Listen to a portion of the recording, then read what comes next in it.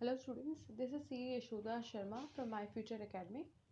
सो इसमें हम देखेंगे कि गवर्नमेंट ने किस तरीके से हमारी इकोनॉमी को डेवलप करने के लिए, सारे सेक्टर्स को डेवलप करने के लिए, सारी चीज़ों पे इक्वली ध्यान देने के लिए क्या क्या तरीके के गोल्स बनाए थे। So first, short period goals, जिसके अंदर हर एक इंडिविजुअल सेक्टर को टारगेट किया गया ताकि उनका प्रोडक्शन किया जा सके। इस गोल को एक और नाम दिया गया प्लान टू प्लान ऑब्जेक्टिव। तो इसमें 12 प्लान्स बनाए गए।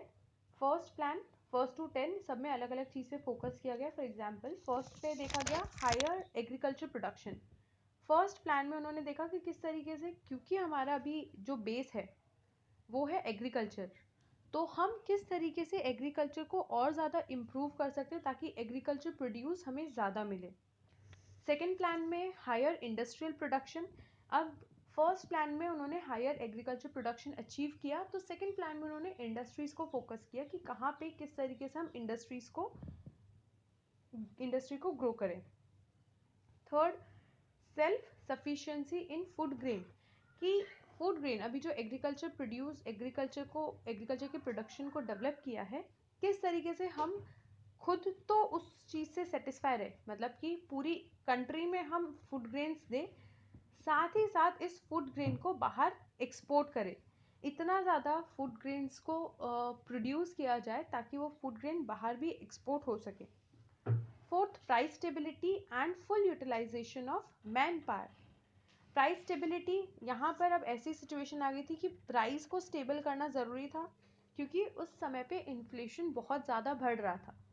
सो फोर्थ प्लान में ये देखा गया कि किस तरीके से प्राइस स्टेबिलिटी हो और ज़्यादा से ज़्यादा मैन पावर को यूटिलाइज किया जाए, मतलब एम्प्लॉयमेंट दी जाए। फिफ्थ और सिक्स प्लान बहुत इंपॉर्टेंट है, जहाँ पे टारगेट किया गया था एलिवेशन ऑफ पॉवर्टी, कि इंडिया में इतनी ज़्यादा पॉवर्टी है उसको कैसे रिड्यूस किया जाए। क्योंकि फोर्थ प्लान में एम्प्लॉयमेंट देने का तो उन्होंने प्लान किया ही था, लेकिन वो उस चीज़ से पॉवर्टी एकदम से रिड्यूस नहीं हो पाई, इसीलिए फिफ्थ और सिक्स प्लान पूरा का पूरा फोकस किया गया पॉवर्टी पे कि किस तरीके से पॉवर्टी को रिड्यूस की जाए। राइट, ये प्लान्स हमें बहुत अच्छी तरीके से लर्न करना है। आप कोई ट्रिक से लर्न करो, बहुत अच्छी बात है, वरना ये जो 12 प्लान है उसको 6 में डिवाइड कर दो, पहले 6 फिर बाद के 6। सो स्टार्टिंग में एग्रीकल्चर इंडस्ट्री, फिर वापस से थोड़ा सा एग्रीकल्चर का पार्ट आ जाता है, that is self sufficiency in food grain. फिर आता है price stability and man power, fifth and six is poverty. Next आता है 7 to 12, जिसमें सेवेंथ प्लान था ग्रेटर एम्प्लॉयमेंट अपॉर्चुनिटी।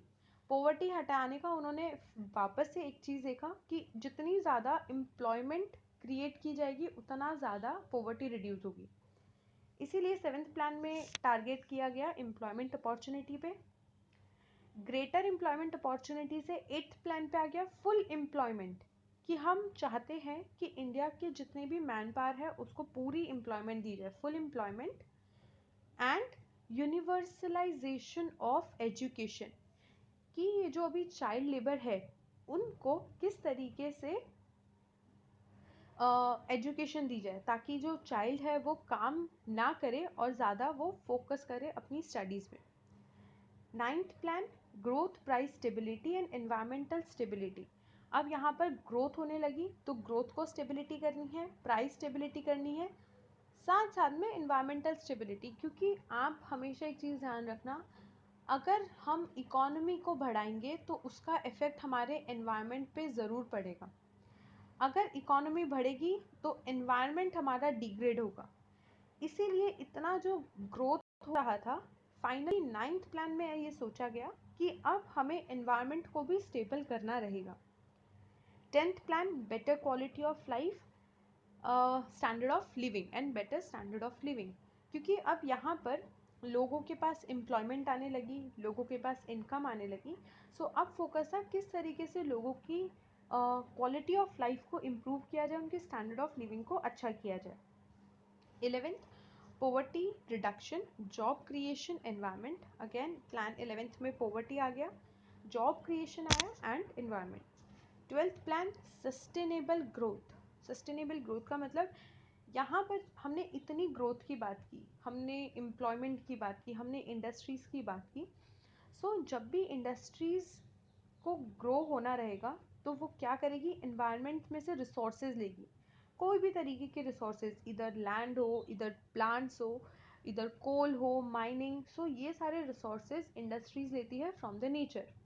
तो हम जितना स्पीड में ये रिसोर्सेज को यूज़ करेंगे हमारे सारे रिसोर्सेज ख़त्म होते जाएंगे।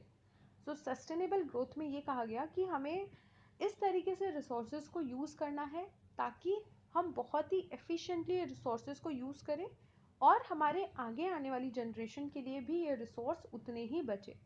सो हमें बहुत ही एफिशिएंटली और ऑप्टिमम यूटिलाइजेशन ऑफ रिसोर्स करना रहेगा, राइट। सो ये जो 12 प्लान्स हैं वो हमें लर्न करने हैं for exam point of view के लिए। Again this question is very important.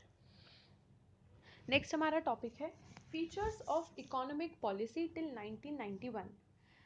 1991 में हमें पता है इकोनॉमिक रिफॉर्म्स आए थे, लेकिन 1991 दैट इज़ 1951 टू 1991 में क्या इकोनॉमिक पॉलिसीज़ ली गई थी, किस तरीके से इकोनॉमिक को डेवलप किया जा रहा था, उसके हम फीचर्स देखते हैं।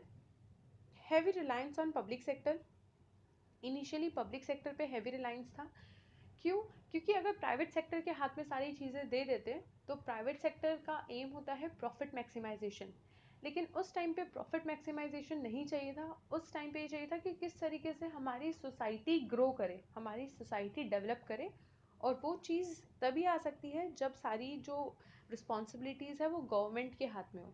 इसीलिए उस टाइम पे 1951 टू 1991 जो सारी चीज़ें थी वो गवर्नमेंट के हाथ में थी, that is public sector.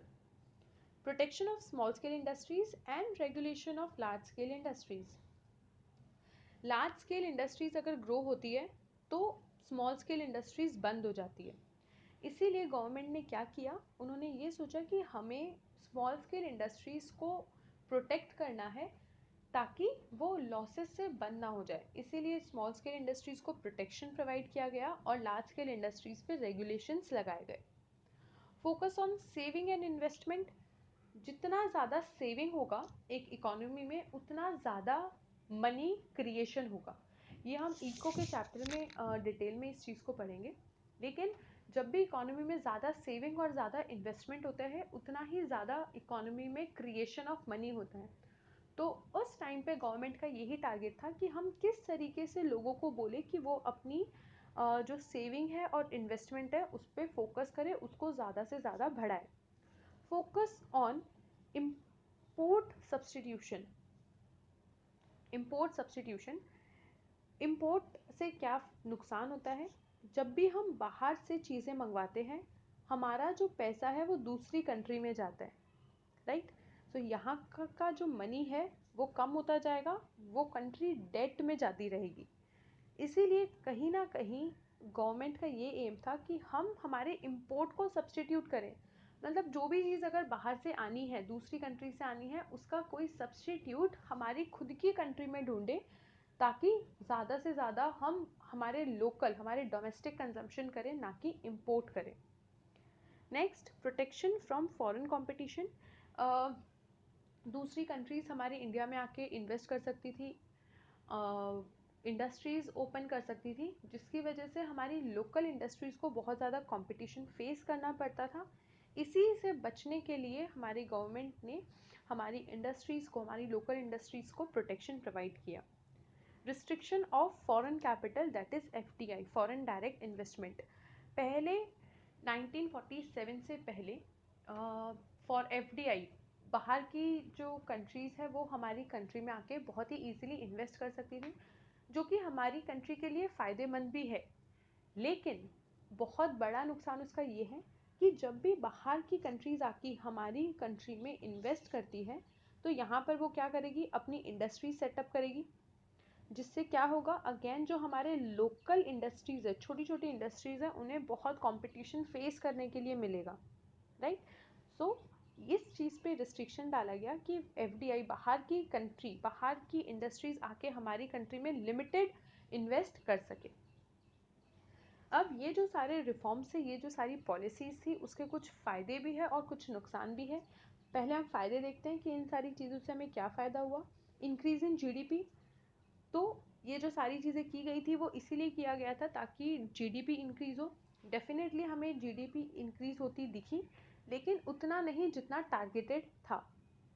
Rise in saving and investment, जैसा कि गवर्नमेंट ने चाहा कि सेविंग और इन्वेस्टमेंट बढ़े, सो उसके according saving and investment definitely हमारी इकोनॉमी में बढ़ना शुरू हुआ। Growth and diversification of industries, government ने क्या किया, लार्ज लार्ज स्केल इंडस्ट्रीज पे रेगुलेशंस डाली, फॉरेन कैपिटल बाहर की कंट्रीज़ पे उन्होंने रिस्ट्रिक्शंस डाले, जिसकी वजह से हमारी खुद की इंडस्ट्रीज़ जो थी, छोटी इंडस्ट्री को ग्रोथ मिला, जो हमारी इंडिया की जो इंडस्ट्रीज़ थी उनको ग्रोथ मिला। साथ ही साथ इंडस्ट्रीज़ में बहुत डाइवर्सिफिकेशन देखने को मिला। मतलब ऐसा नहीं था कि सारे लोग एक ही तरीके की इंडस्ट्रीज़ में रन कर रहे थे, यानी कहीं पे अगर कंज्यूमर कुछ कपड़ों की इंडस्ट्रीज़ है, मशीन की इंडस्ट्रीज़ है, तो अलग अलग बहुत अलग अलग टाइप की इंडस्ट्रीज़ देखने को मिली। Infrastructure, economic infrastructure, social infrastructure. Basically social infrastructure में दो सेक्टर्स आते हैं, हेल्थ एंड एजुकेशन। उसके अलावा जो भी इंफ्रास्ट्रक्चर है, बैंकिंग, कम्युनिकेशन, ट्रांसपोर्ट एक्सेट्रा, ये सारे आ गए हमारे इकोनॉमिक इंफ्रास्ट्रक्चर में। सो ये दोनों टाइप के जो इंफ्रास्ट्रक्चर है उसमें भी हमें डेवलपमेंट देखने को मिला एंड एम्प्लॉयमेंट भी क्रिएट हुआ। जहाँ पर इंडस्ट्रीज़ ग्रो होगी, जहाँ पर इंफ्रास्ट्रक्चर डेवलप होगा, सो ये जो दोनों चीज़ें हैं वो हमेशा एम्प्लॉयमेंट अपॉर्चुनिटीज़ क्रिएट करती है। सो क्योंकि अब हमारी इकोनॉमी ग्रो हो रही थी, डेवलप हो रही थी, सो हमें बहुत सारी एम्प्लॉयमेंट अपॉर्चुनिटीज़ भी देखने को मिली, राइट। लेकिन साथ ही साथ इसके कुछ डिसएडवांटेजेस भी हैं। So first is poverty. हम इतनी सारी चीज़ें करने के बावजूद भी 1991 तक हम पोवर्टी को नहीं हटा पाए। इन फैक्ट आज की डेट में भी हमारे देश में बहुत पोवर्टी है। पोवर्टी एकदम से एलिमिनेट नहीं की जा सकती, राइट। सो दो एम्प्लॉयमेंट अपॉर्चुनिटीज़ क्रिएट हुई और इनकम लेवल इंक्रीज हुआ, उसके बावजूद भी पोवर्टी नहीं हट पाई। High rate of inflation, inflation भी अगेन एक बहुत बड़ा डिसएडवांटेज था कि प्राइजेस बहुत ज़्यादा राइज हो रहे थे। आज की डेट में भी इन्फ्लेशन जो है एक बहुत बड़ा डीमेरिट है एक कोई भी इकोनॉमी का, लेकिन उस टाइम पे ये फेलियर था हमारी इकोनॉमिक पॉलिसी का। अनएम्प्लॉयमेंट, अरे यहाँ पर तो हमने एम्प्लॉयमेंट देखा एडवांटेजेस में, वापस हम अनएम्प्लॉयमेंट देख रहे हैं। यस, क्यों? क्योंकि यहाँ पर हमने ये जो पॉलिसी की थी 1951 और 1991 में जो हमने पॉलिसी की थी, उसमें जितना टारगेटेड एम्प्लॉयमेंट था उतना अचीव नहीं हो पाया। साथ ही साथ हमारी कंट्री की पॉपुलेशन बहुत स्पीड से बढ़ रही थी, राइट। अब इतनी सारी पॉपुलेशन को एकदम से एम्प्लॉयमेंट प्रोवाइड करना तो बहुत ही मुश्किल है। इसीलिए इतनी जो हाई स्पीड में ग्रोथ हो रहा था, बर्थ रेट बढ़ रही थी, उसका उसका एक कॉन्सिक्वेंस ये था कि लोग बहुत ही ज़्यादा अनएम्प्लॉयड रह रहे थे। सो अनएम्प्लॉयमेंट का एक सबसे बड़ा रीज़न है growth of population. इनएडिक्वेट infrastructure, infrastructure increase हुआ लेकिन उतना नहीं जितना टारगेट किया गया था। एंड स्क्वीड डिस्ट्रीब्यूशन, जैसे जैसे इकोनॉमी बढ़ रही थी, हमारे जो सोसाइटी की क्लासेस थे वो दो पार्ट में डिस्ट्रीब्यूट हो गए, backward class and developed class.